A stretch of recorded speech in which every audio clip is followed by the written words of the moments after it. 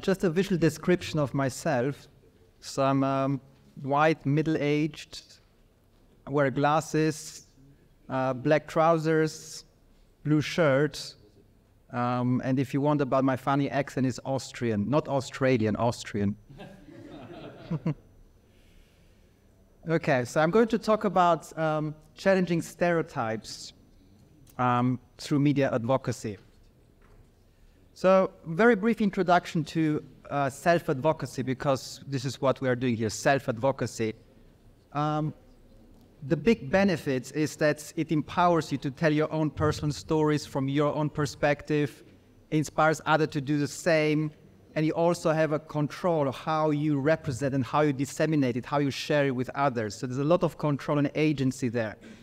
It can also help to build communities, but there are challenges, for example, constraints. Do you have the access to the media platforms you want to use? Do you have the skills, for example, to build a website, which I wouldn't have? I would have to collaborate with someone. You will be a public figure as well if you do self-advocacy. Your work will be known. You may be challenged by other people. You may face sometimes hostility, and these are some of the risks. From a technological perspective, nowadays it's fairly easy, or let's say there are a lot of opportunities to create advocacy through digital media. And so we have smartphones, you can build websites, WordPress, Facebook groups, TikTok videos, YouTube channels. So there's a lot of infrastructure logistics around it. But I'm not going to talk about this. I'm going to stop a bit, pause a bit, and go more to the concepts of media. So I don't want to regard media as an instrument, but rather as a discourse, how it creates stigma, how stigma can be reduced. So I'm going to use Blaze's words from yesterday, step back, let's analyze the past and the present, and like Daniel said, let's do the research first. That's it. So let's think about what are the root of social inequality and stigma. From a social psychology perspective, the root is that we see ourselves as part of groups. Yeah, this is social identity theory by Teifel and Turner. We perceive ourselves as belonging to particular groups. Yeah, for example, men, women, European, African, Tanzanian, Austrian, all these are different social groups. Based on these groups, we have particular properties, particular personality traits, and so forth. Although we may have first-hand experience of other groups, usually we know other groups from media. Yeah, so for example, before I started my research on blindness, I didn't know any blind person before. All my knowledge about visual impairment and blindness came from media, from books, from newspapers, from films. So obviously my mind had a frame of mind that was represented in media. So for this session, let's think about these two groups, people without disabilities, people with disabilities. And this is an important distinction for today, for this session, because if you talk about stigma, people with disabilities are the stigmatized ones. People without disabilities create a stigma. And when it comes to stereotypes, stereotypes are basically what people without disabilities create to describe people with disabilities. So let's keep this in mind for the next 50 minutes or so. Let's have a look at a clip to exemplify what stereotypes are in general. It's not related to disabilities, it's related to football. Let's start with something easy. So if you remember the World Cup in 2014, where Germany beat Brazil 7-1 in football, this is when Germany was better than nowadays. They really dropped.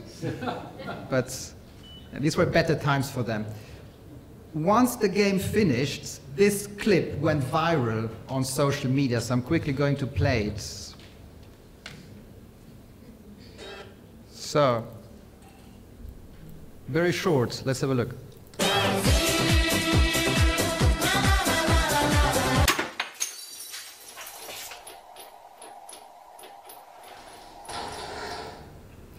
Okay, so you can watch it on YouTube, it's still on social media. It went very viral. Now, one reason why it went so viral is because it uses a lot of stereotypes of these two cultures, of Brazil and Germany, a lot of stereotypes that a lot of people recognize.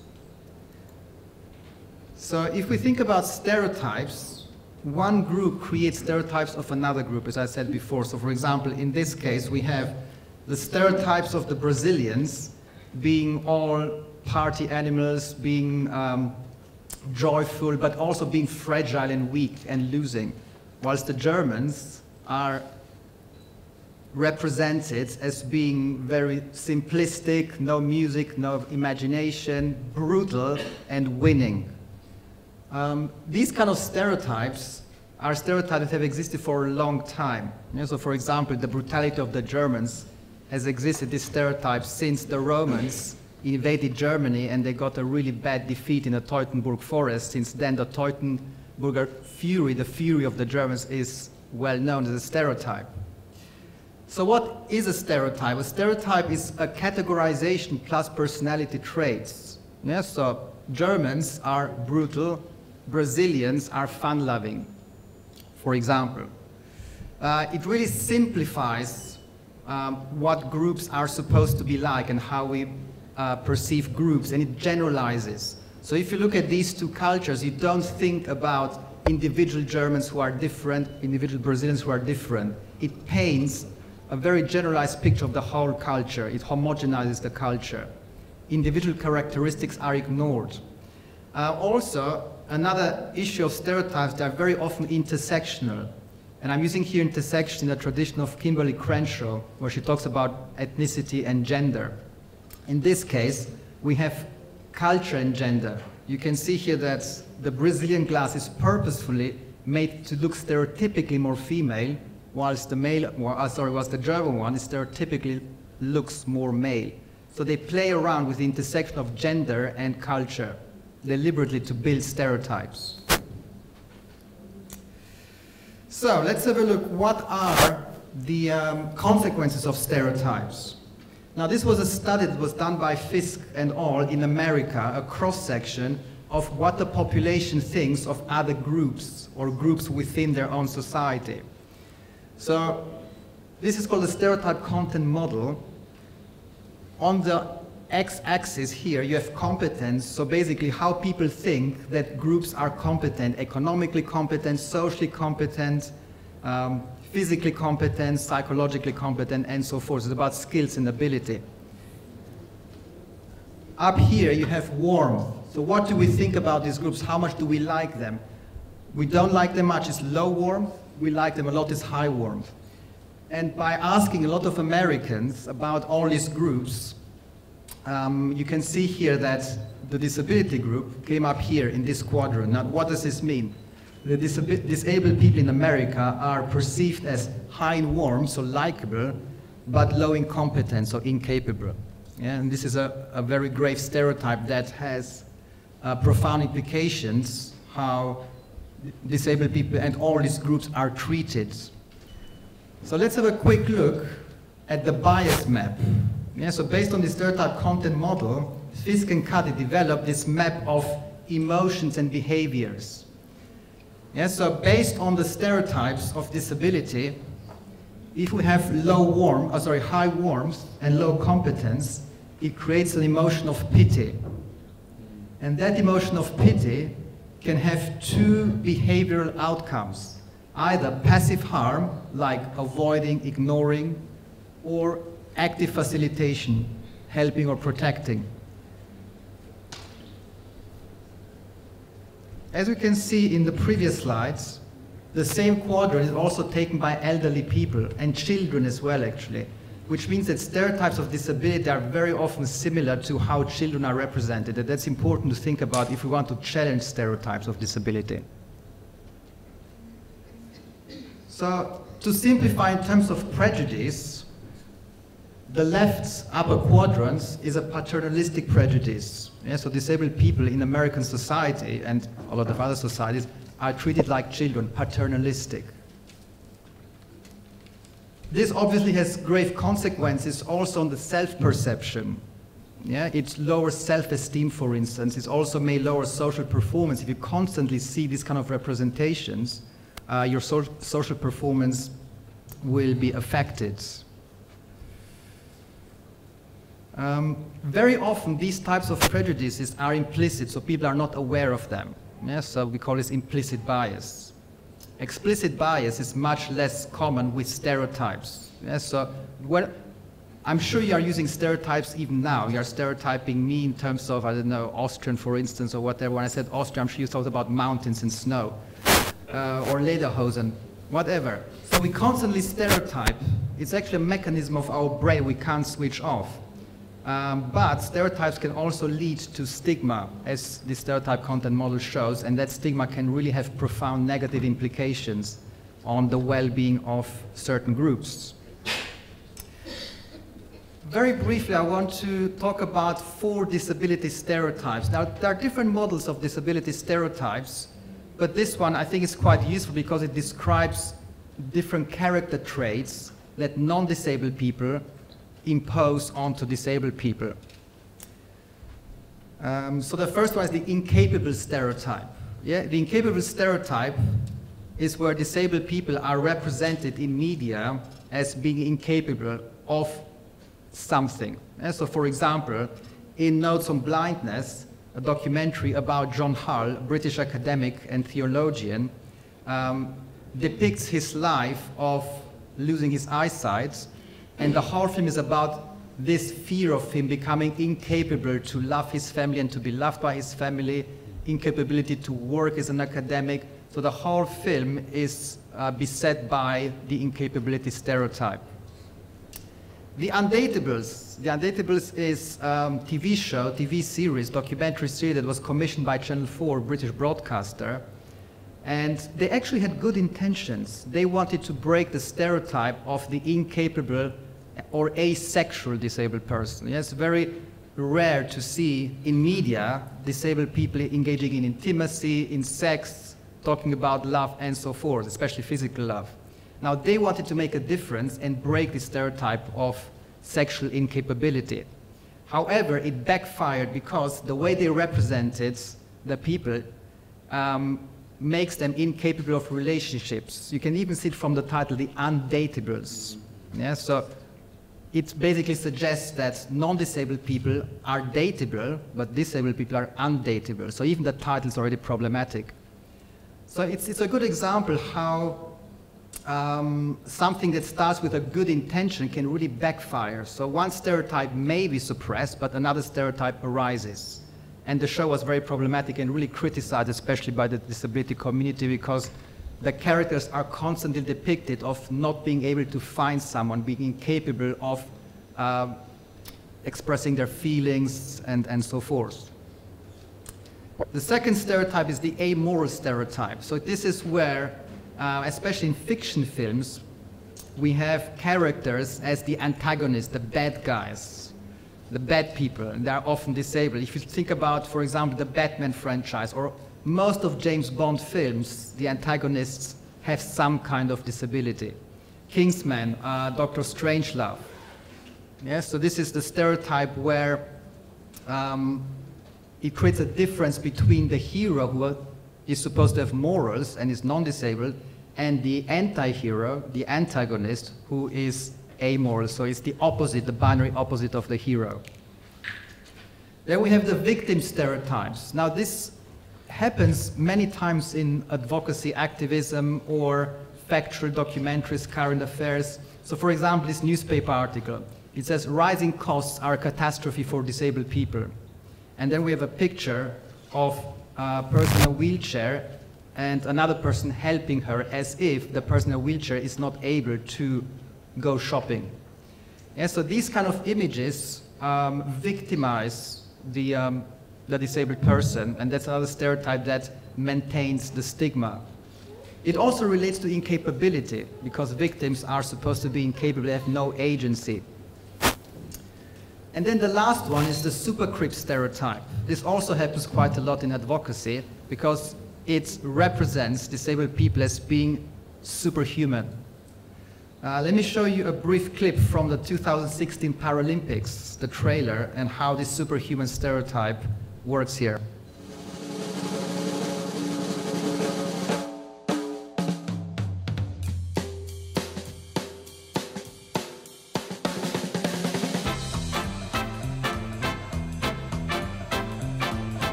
Yes, I can, suddenly, yes, I can.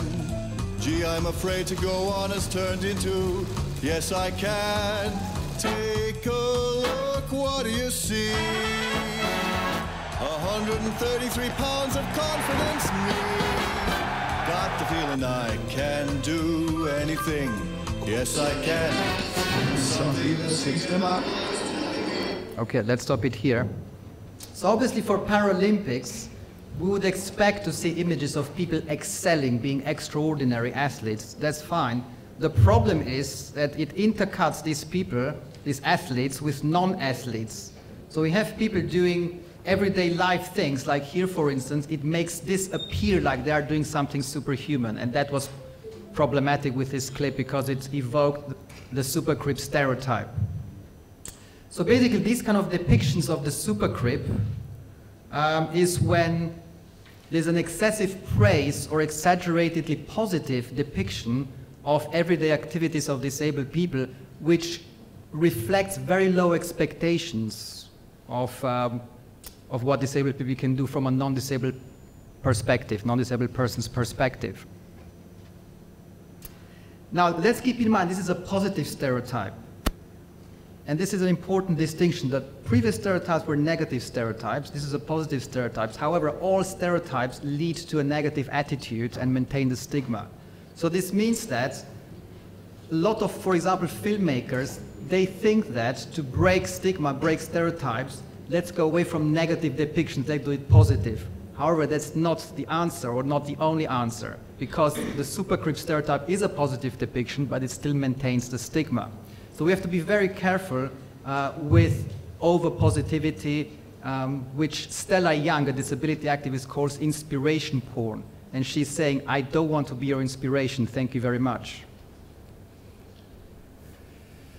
Now, just to keep in mind that stereotypes are usually not lies, but they are exaggerations, simplifications, and generalizations that skew reality. So all these case studies here, apart from Dr. Strangelove, are based on reality.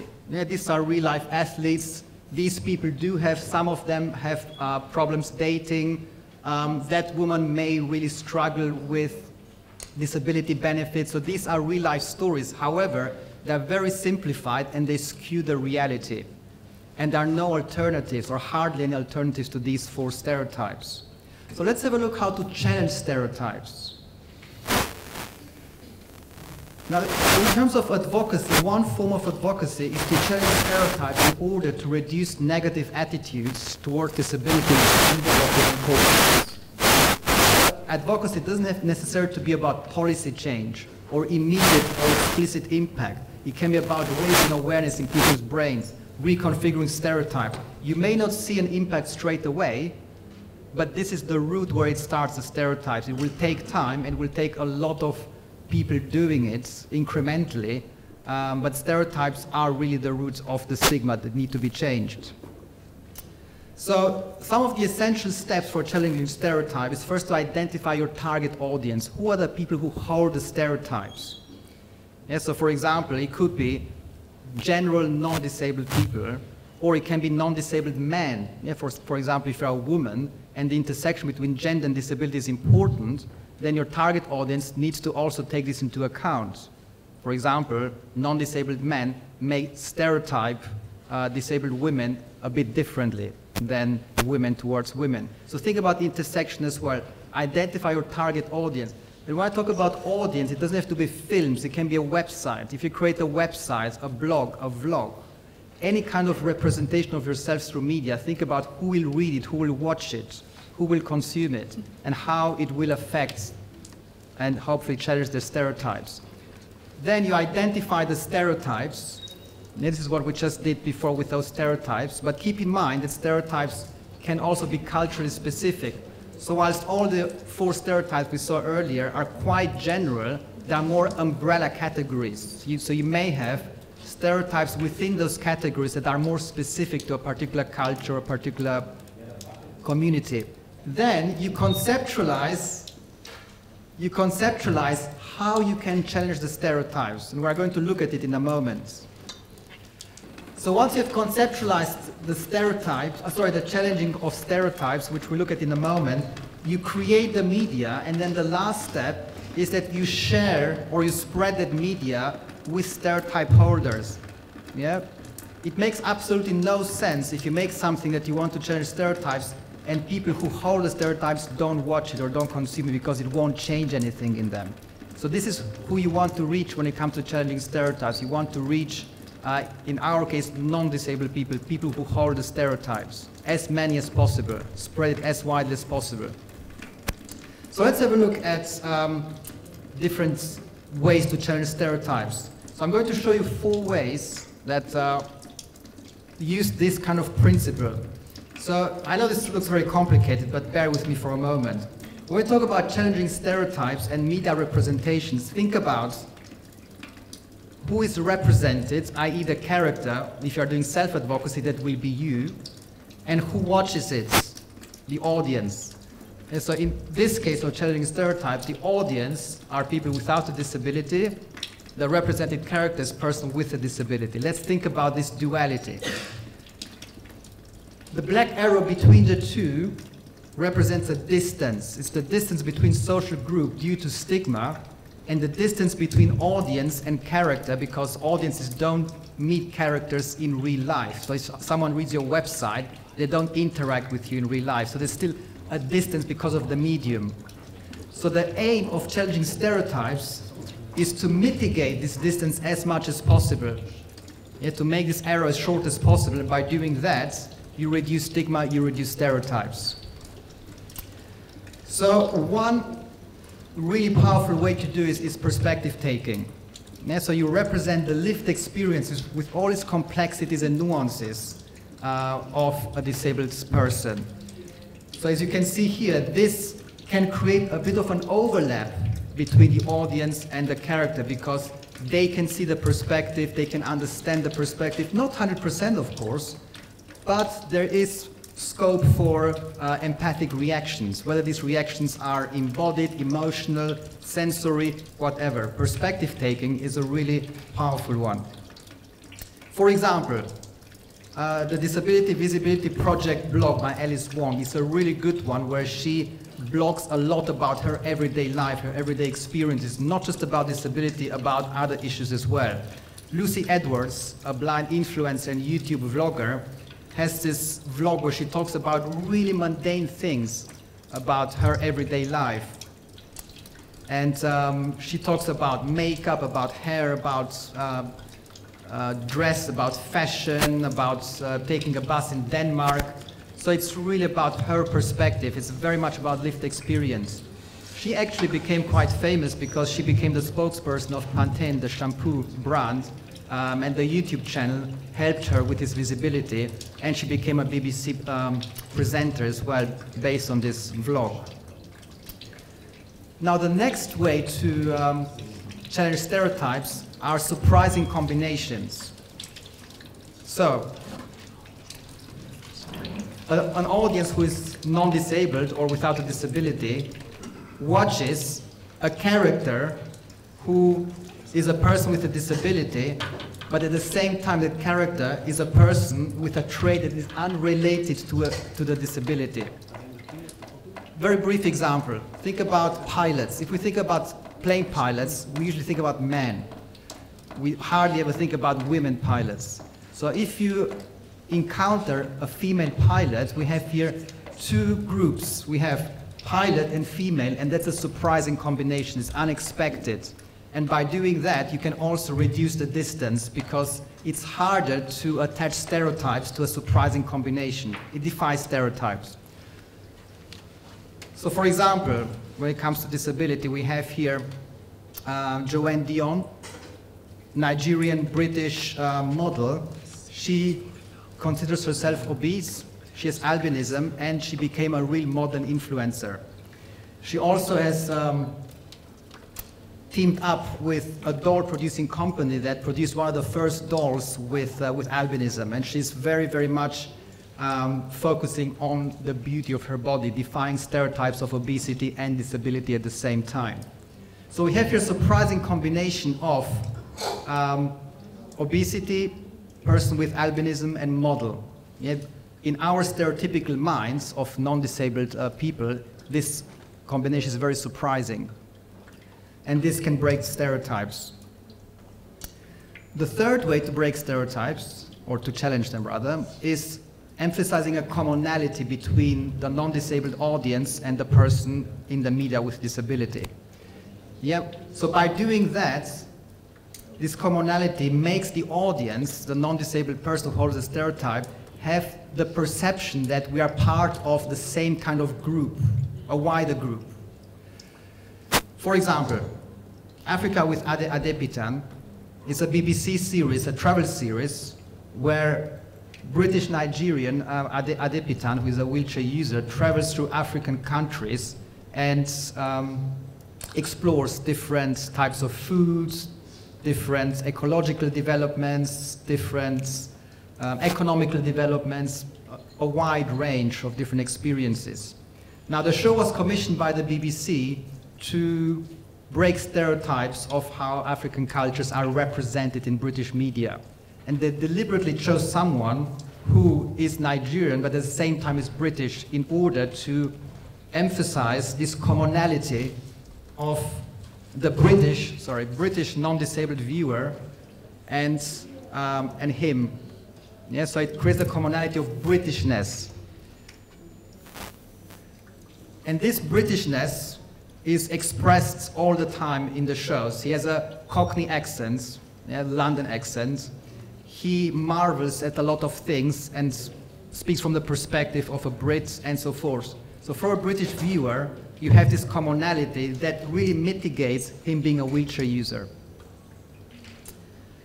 And the last way to challenge stereotypes is the most powerful but the hardest one, because in this one, you represent the person with a disability as an individual, a unique individual. Yeah, so here, these bubbles, which are supposed to be social groups, become an individual. If that happens, then we don't use stereotypes to perceive, because stereotypes are based on groups, not individuals. But this is not an easy task to do. However, this guy, Chelaman, who has a YouTube channel, he has managed to do this. How has he managed to do this? He represents himself through a variety of videos using 7 social identities. Yeah? He's deaf, transgender, an emerging male, now he's male, he was a woman before, a boyfriend, an artist, an Asian American, and a Jew. Yeah? So social psychology experiments have shown that you need at least 5 social identities emphasized in order to become an individual.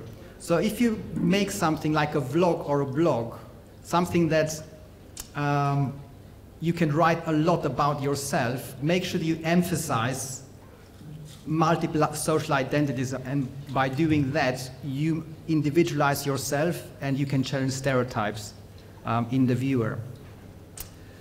And last one, individual uniqueness can also be done by contrasts.